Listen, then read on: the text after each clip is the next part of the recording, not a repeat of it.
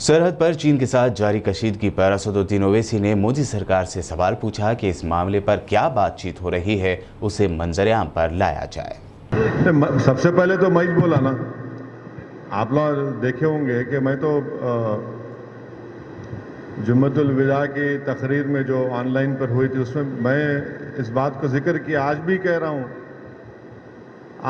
रहा हूं कि 5,000 से ज़्यादा चीन के सिपाही इंडियन टेरिटरी पर कब्जा करके बैठे हैं। जितने बड़े बड़े डिफेंस के एक्सपर्ट्स हैं, रिटायर्ड लेफ्टिनेंट कर्नल्स, जनरल्स हैं, वो लोग बता रहे हैं कि चाइना ने पहली मर्तबा इस तरह से एग्रेसिव तरीके से पांग सांग सू में और उस इलाके में अपनी फौज के साथ ना सिर्फ कब्जा किया बल्कि वहां पर बंकर्स बना रहे हैं, वहां पर अपनी आर्टिलरी को लाकर रख दिए हैं।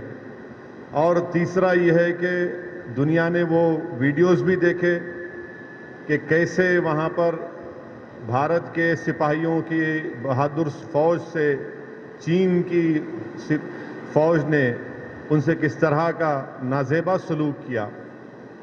चौथी बात यह है कि गवर्नमेंट ऑफ इंडिया की तरफ से डिफेंस मिनिस्टर का एक स्टेटमेंट आया मीडिया को कि वो चीन से बातचीत कर रहे हैं।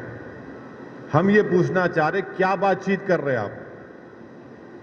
बातचीत अगर कर रहे तो क्या बातचीत कर रहे? क्या आप इस बात को मानने को तैयार है या नहीं है कि चीन भारत की जमीन पर कब्जा कर चुका है?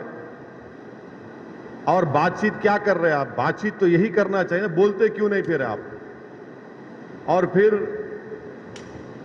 यूएस के प्रेसिडेंट बोलते कि प्राइम मिनिस्टर का मूड के बारे में बात करते हैं, मगर प्राइम मिनिस्टर देश को, कंट्री को नहीं बताते कि चाइना से क्या बातचीत हो रही है। कंट्री को कॉन्फिडेंस में लेने की जरूरत है। अब यूनाइटेड स्टेट्स के फॉरेन रिलेशन कमेटी के चेयरमैन का भी स्टेटमेंट आया कि चीन एग्रेसिव बिहेवियर कर रहा। तो क्या है ये? हमारा मानना यह है कि गवर्नमेंट ऑफ इंडिया को पब्लिकली बताना चाहिए कि क्या चीन ने भारत की जमीन पर कब्जा किया, नहीं किया।